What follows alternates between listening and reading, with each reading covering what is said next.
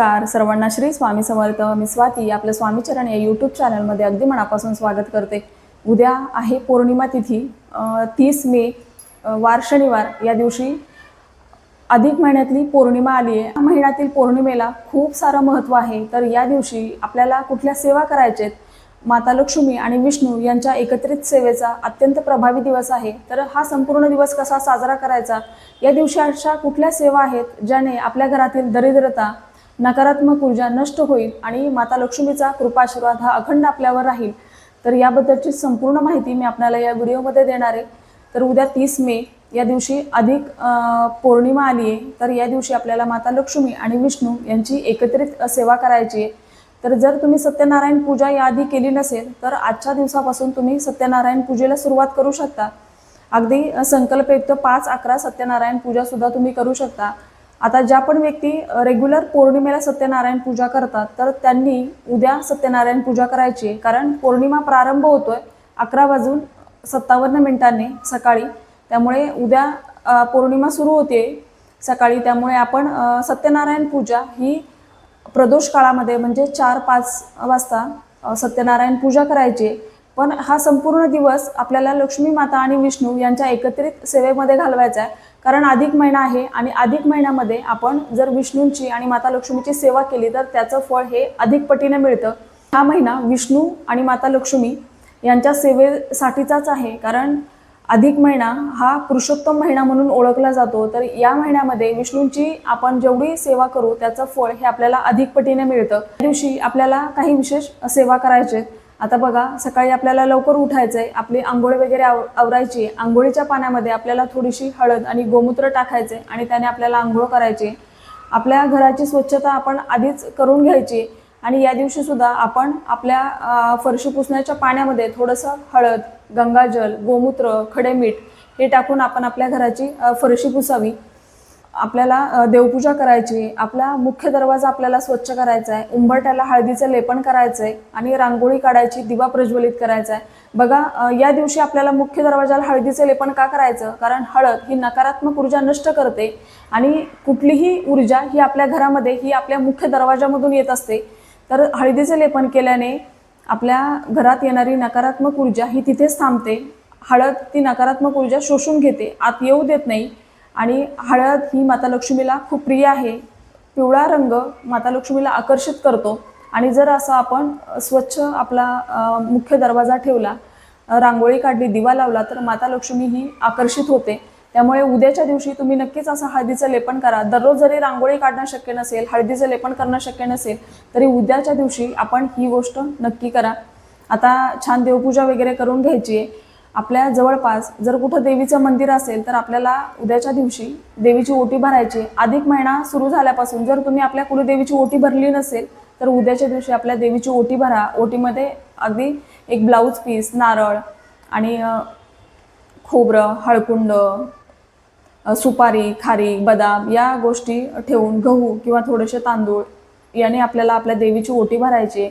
नंतर देवीला गुलाबाचं फूल किंवा मोगऱ्याचा गजरा, चाफ्याचं फूल यापैकी जे काही मिळेल ते आपल्याला देवीला अर्पण करायचं आहे. आता अशी ओटी जर तुम्हाला मंदिरात जाऊन भरणं शक्य नसेल तर आपण आपल्या देवाऱ्यामध्ये देवीची मूर्ती असते किंवा आपल्या कुलदेवीचा टाक असतो, तर तुम्ही देवाऱ्यामध्ये ओटी भरली तरी चालेल. आणि नंतर ती ओटी स्वतः तुम्ही वापरू शकता. धान्य आपण आपल्या धान्यामध्ये टाकू शकतो किंवा एखाद्या सवाष्णी स्त्रीला ही ओटी आपण देऊ शकता. घरामध्ये ज्या देवता आहेत त्यांना जर आपल्याला चाफ्याचं फूल मिळालं किंवा गुलाबाचं फूल किंवा मोगऱ्याचा गजरा यापैकी जी फुलं आपल्याला मिळतील ती आपल्याला उद्याच्या दिवशी देवांना अर्पण करायचेत. कारण चाफ्याचं फूल जर अर्पण केलं तर सुवर्ण अर्पण केल्याचं पुण्य आपल्याला मिळतं. आणि मोगरा हा लक्ष्मी मातेला खूप प्रिय आहे, तर तोही तुम्ही अर्पण करू शकता. कुंकुमार्चन ही अतिशय प्रभावी सेवा आहे. तर या दिवशी आपल्याला कुंकुमार्चन करायचं आहे. मग तुमच्याकडे श्रीयंत्र असेल किंवा देवीचा टाक, मूर्ती असेल तर त्याच्यावर तुम्ही कुंकवाचं अर्चन करा. आता अर्चन करताना आपल्याला श्रीसूक्त म्हणायचं आहे 16 वेळा. 16 वेळा शक्य नाही झालं तर 5-11 वेळा म्हणा. फलश्रुती म्हणताना आपल्याला हात जोडायचे असतात. नंतर नवार्णव मंत्र म्हणू शकता, लक्ष्मी गायत्री मंत्र यापैकी जे मंत्र तुम्हाला म्हणणं शक्य होईल ते म्हणण्याचा प्रयत्न करा आणि त्याने अर्चन करा. आणि हे अर्चन केलेलं कुंकू आपण वेगळ्या डबीमध्ये काढून घ्यायचं आणि ते दररोज आपण आपल्या कपाळी लावू शकता. याच्याने आपलं रक्षण होतं. एक सुरक्षा कवच आपल्या भोवती तयार होतं जेव्हा आपण हे म्हणतो. आणि असे हे कुंकू लावून जर आपण कुठे गेलो तर आपल्याला कुठलीही भीती राहत नाही. आणि हे कुंकू आपल्या घरातील स्त्री पुरुष सगळेजण लावू शकतो. तर अशा पद्धतीने आपल्याला ही सेवा करायची आहे. आता या दिवशी शनिवार आहे आणि त्याच दिवशी आली आहे पौर्णिमा. तर जेव्हा शनिवारी पौर्णिमा येते आणि शनिवार हा दिवस पिंपळ वृक्षाची सेवा करण्यासाठी अतिशय प्रभावी असतो. पौर्णिमा आहे, शनिवार आहे आणि अधिक महिन्यातील पौर्णिमा आहे. शिवाय शनिवारी पिंपळ वृक्षाखाली साक्षात विष्णूंचा वास असतो. तर या दिवशी आपल्याला पिंपळ वृक्षाखाली 5 किंवा 7 दिवे लावायचेत. आता तुम्ही कणकेचे दिवे घेतले तरी चालेल आणि मातीच्या पंत्या घेतल्या तरी चालतील, पण शक्यतो कणकेचे दिवे घ्या. त्याच्यामध्ये आपल्याला थोडीशी हळद घालायची आहे, मीठ घालायचं नाहीये आणि घट्टसर कणिक आपल्याला मळायची आहे. त्याचे 5 किंवा 7 दिवे करायचे. प्रत्येक दिव्यामध्ये आपल्याला जोडवात घालायची आहे. मोहरीचं तेल किंवा तिळाचं तेल आपल्याला घालायचंय. तुम्ही तुपाचाही दिवा लावू शकता. सगळे दिवे घेऊन आपल्याला पिंपळ वृक्षाखाली जायचे. पिंपळ वृक्षाला आपल्याला हळद आणि काळे तीळ मिश्रित जल अर्पण करायचे. पिंपळ वृक्षाला 5 किंवा 7, 11 प्रदक्षिणा घालायच्या. प्रदक्षिणा घालताना ओम नमो भगवते वासुदेवाय या मंत्राचा जप करायचा आहे. या दिवशी आपल्याला आवर्जून पिंपळ वृक्षाला स्पर्श करायचा आहे. पिंपळ वृक्षाचं जर खाली पडलेलं एखादं पान असेल तर ते सुद्धा आपल्याला सोबत घरी घेऊन यायचे. आता हे दिवे लावताना आपल्याला खाली फुलांच्या पाकळ्यांचं आसन द्यायचे. त्याच्यावर आपल्याला हे 7 दिवे ठेवायचे आणि दिव्यांना प्रज्वलित केलं की मनोभावे नमस्कार करायचा आणि विष्णू माता लक्ष्मीला प्रार्थना करायची की माझ्या घरातील जे पितृदोष असतील ते नष्ट होऊ देत, लक्ष्मी प्राप्तीचे जे अडकलेले मार्ग असतील ते मोकळे होऊ देत, अशी प्रार्थना करायची. मनोभावे नमस्कार करायचा. बघा, ही सेवा नक्की करा. तुम्हाला कुठलीही सेवा जरी करणं शक्य नाही झालं तरी ही पिंपळ वृक्षाची अतिशय प्रभावी सेवा आहे. आणि उद्या शनिवार आहे. शनिवार हा पिंपळ वृक्षाची सेवा करण्यासाठी अतिशय प्रभावी मानला जातो आणि असा हा दिवा आपल्याला प्रज्वलित करायचा आहे. आता 7 दिवे तुम्हाला नाही शक्य झालं तर एक चहुमुखी दिवा सुद्धा तुम्ही लावू शकता. म्हणजे दिव्याची ज्योत ही 4ही दिशांना होईल अशा पद्धतीने एक दिवा घ्यायचा, त्याच्यामध्ये तेल घालायचं आणि जोडवात घ्यायची. आता पूर्वेकडे एक जोडवात, पश्चिमेकडे एक, दक्षिणेकडे एक, उत्तरेकडे एक, अशा वेगळ्या वेगळ्या 4 वाती घ्यायच्या, जोडवाती घ्यायच्या 4ही आणि त्या आपल्याला 4ही दिशेला लावायच्या, प्रज्वलित करायच्या आणि सेम असंच आपण दिवा लावायचा. आणि मग पाठीमागं वळून न बघता एकदा आपण दिवा लावला की नमस्कार केला की मग आपल्याला थेट घरी निघून यायचंय. रस्त्यामध्ये कुणाशी बोलायचं नाही किंवा कुठेही थांबायचं नाही आणि मागे वळून बघायचं नाहीये. हा लक्ष्मी प्राप्तीचा अतिशय प्रभावी उपाय आहे. आणि जर पिंपळ वृक्षाची आपण वारंवार सेवा केली तर आपला प्रखरातील प्रखर पितृदोष कमी होण्यास मदत होते. आणि उद्याचा दिवस आपल्याला वाया जाऊ द्यायचा नाही. उद्याच्या दिवशी अशी पिंपळ वृक्षाची सेवा करायची, मग आपण घरी निघून यायचे. आता आपल्याला जर या दिवशी पिंपळाचं पान सापडलं तर ते आपण घरी येऊन या, ते स्वच्छ धुवून घ्यायचे आणि त्याच्यावर स्वस्तिक काढायचं, ते आपल्या देवीसमोर ठेवायचं. हळद, कुंकू, अक्षदा, धूप, दीप दाखवायचं, मनोभावे नमस्कार करायचा. ते पान रात्रभर आपल्या देवाऱ्यामध्ये तसंच ठेवायचे आणि दुसऱ्या दिवशी ते पान आपण आपल्या तिजोरीमध्ये किंवा आपण जिथे पैसे ठेवतो किंवा सोन्याचे दागिने ठेवतो अशा ठिकाणी आपल्याला ते पान ठेवून द्यायचे. आणि नंतर तुम्ही कधीही ते 8-15 दिवसाने, महिन्याने, 2 महिन्याने ते काढून परत पिंपळ वृक्षाखाली ठेवून देऊ शकता, जेव्हा ते खराब होईल तेव्हा. तोपर्यंत आपण ते आपल्या तिजोरीमध्ये ठेवायचे. पिंपळ वृक्षामध्ये साक्षात विष्णूंचा वास असतो आणि असं जर हे पान तुम्ही घरी घेऊन आलात तर विष्णूंची अखंड कृपा राहते आणि जिथे विष्णूंची सेवा केली जाते तिथून माता लक्ष्मी कधीही काढता पाय घेत नाही. तर हा उपाय आपल्याला करायचा आहे. त्याचप्रमाणे आपल्याला काही सेवा करायचे. आता तुम्हाला हा दिवा लावायचा आहे. तुम्ही सत्यनारायण पूजा करणार असाल तर पूजा मांडणी तुम्ही दुपारी करून घ्या आणि प्रदोष काळामध्ये संध्याकाळी आपल्याला कथा वाचायची किंवा संध्याकाळच्याच वेळेला तुम्ही पूजा मांडणी करू शकता.